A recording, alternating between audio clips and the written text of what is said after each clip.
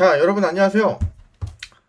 어제 충격적으로 한국 증시가 코스피 마이너스 10% 빠지면서 뭐 요새 요때도 마이너스 6% 빠지고 요날도 마이너스 8%, 이날도 마이너스 뭐 5%, 이날이 마이너스 12%, 그리고 이때 어저께는 지금 마이너스 9.99% 거의 10% 빠지면서 뭐 변동성이 지금 뭐 굉장히 크게 나오고 있어요. 지금 이런 것들은 지금 뭐 우리가 앞으로도 그렇고 흔하게 볼 수 없는 그런 모습이라고 볼 수 있어요. 뭐 이런 것들도 마이너스 뭐 5%, 종가 기준으로는 2% 빠졌지만 뭐 기본적으로 뭐 코스피 지수가 변동성이 굉장히 크게 나오고 있어요. 아주 단기간 내에 지금 1, 2, 3, 4개월 만에 뭐 하나, 둘, 셋, 넷, 다섯 번. 그쵸? 그래서 여러분들이 시장 방향을 좀 잘 잡으셔야 되는데요. 자, 오늘 뭐 이런 가운데서 거의 움직인 종목들을 보면은 다 테마성 위주로 뭐 오늘 방송에서 말씀드렸던 보혜양주라든가 그리고 그동안 좀 많이 눌렸었던 이 헬스케어, 로켓 헬스케어 그리고 뭐 이런 종목들 뭐 큰 의미 없는 움직임들이 좀 나오고 있죠. 뭐 강주 신세계 이런 것들은 이제 좀 의미가 있다고 봐야 되겠죠. 이제 반도체 호남 공장 해가지고 이런 것들은 좀 우리가 눈여겨 볼 필요는 있겠지만 어찌 됐든 간에 테마성이란 말이에요. 테마성.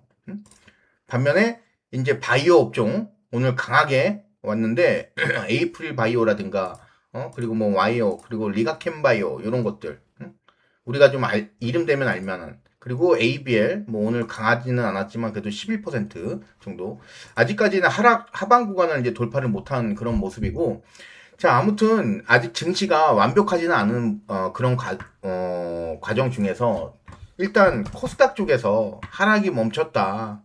이런 것들이 이제 좀 크게 개인적으로 볼 수 있겠고요. 지금 한국 증시 너무 많이 밀려 있어요.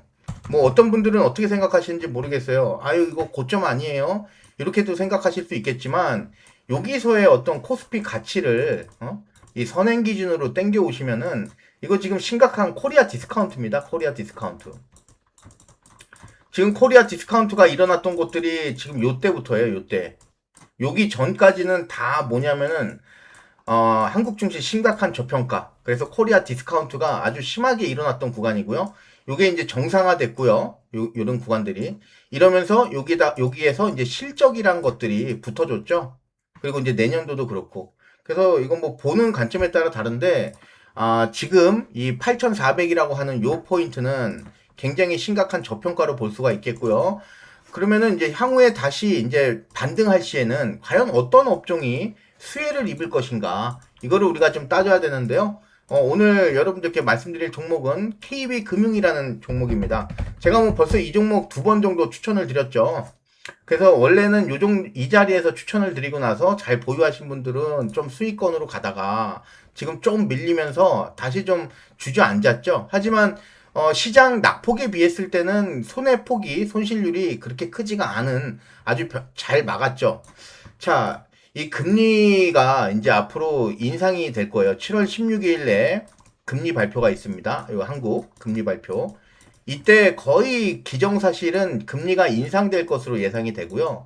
과연 이때 금리 인상이 어느 정도 할 것이냐. 지금 시장이 예상하는 거는 한 0.25% 정도 아니겠는가. 이렇게 좀 나오고 있는데요. 글쎄요, 저는 제 생각은 이왕 두드려 맞을 매 좀 이때 인상할 때 차라리 이 0.5% 그냥 한 번에 인상하는 게 어떨까. 원래 이전에 이창용 총재라는 요 한국은행 총재가 있을 때 이 당시에 이미 이 금리를 인상을 할 수가 있었어요. 이때. 근데 이때 지나치게 보수적으로, 포퓰리즘적으로 이제 접근을 하면서 이때 금리를 못 올린 그 부분이 지금 한국과 미국의 금리 차이가 이때 사실은 역전 또는 거의 동등해질 수가 있는 그 수준에서 지금 이 한미 금리 역전 금리 원래는 한국이 더 금리가 높아야 되는데 지금 미국이 금리가 더 높아요. 이 역전 금리 현상이 더 확대가 됐어요. 스프레드가. 그나마 요새 조금 유지가 좀 되고 있는 겁니다. 미국이 금리가 이제 인상되거나 뭐 이러면서 인하되면서 이러면서. 그래서 지금 이런 부분들이 어디에 영향을 미치고 있어요? 환율에 아주 지대한 영향을 미치고 있죠. 결국에는 이때 이거를 못한 탓이에요. 금리 인상을. 할 수 있었음에도 불구하고. 전 세계 금리 다 올릴 때 따라서 올렸어야죠. 어? 따라서. 근데 못 올렸단 말이에요, 그때. 전 세계적으로 다 금리, 안 올리던 일본마저도 금리를, 제로 금리에서 이제 금리를 올리는 와중에 한국은 안 올렸어요. 이때. 이때 결국에는 그릇된 전 정권, 윤석열 정권에서 잘못된 정책을 취한 그 부분이 지금 여기서 두드려 맞고 있는 거예요, 환율로. 지금 비정상입니다, 환율은. 환율은 1,500원대는 굉장히 비정상입니다. 그래서 이 부분이 이제 향후에 점진적으로 정상화가 되면은 이제 환율은 굉장히 크게 꺾인다는 거 다시 한번 말씀을 드리고요.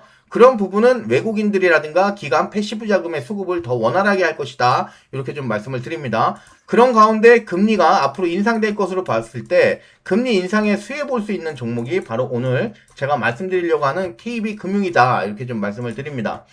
자, 은행 업종은 본질적으로 생명보험도 마찬가지지만 금리가 이제 인상이 되면은 뭐가 올라가요? 대출금리가 올라가겠죠? 그죠? 대출금리. 그러면 예대 마진이라고 하는 게 있어요. 예대 마진. 대출가 그리고 내가 내줘야 되는 이제 고객 예치금, 예탁금이라고 하죠. 예치금. 요거 사이의 차이를 은행은 뭐로 취하는 거냐면은 영업이익으로 취하는 거예요. 영업이익으로. 근데 대출 금리가 높아지면은 이 수익성이 높아지죠. 반면에 고객한테 대줘야 되는 그 부분은 금리가 이 휘발유도 마찬가지지만 오를 때는 빨리 올리죠. 가격이 뭐 하루 뭐 이틀 뭐 예를 들어서 유가 오르면 그 다음날 되면은 바로 올린단 말이에요. 근데 지금 보세요. 응? 지금 얼마예요? 지금 유가가 이전에 전쟁 나기 전으로 돌아왔는데도 여전히 휘발유 가격 얼마예요? 1,900원대잖아요. 응? 이거 사실 뭐 아무리 운송 비용이니 뭐니 이런 거 한다고 해도 말이 안 되는 거예요, 사실은. 사실은. 근데 지금 금리도 마찬가지예요. 올릴 때는 빨리 올리는데 내릴 땐 천천히 올려요. 이게 참 문제죠. 이게 문제. 근데 이게 뭐 사람의 심리죠. 응? 사람의 심리. 그쵸?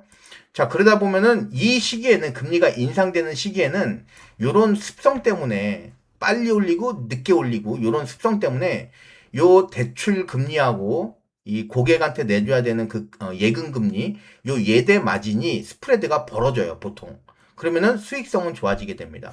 따라서 그 부분은 이제 제가 여러분들께 노리는 부분이고, 이제 뭐 시황적으로 말씀드리면 그런 부분이겠지만, 이거를 좀 뜯어보시면은, 지금 KB금융의 지금 시총은 54조입니다. 54조.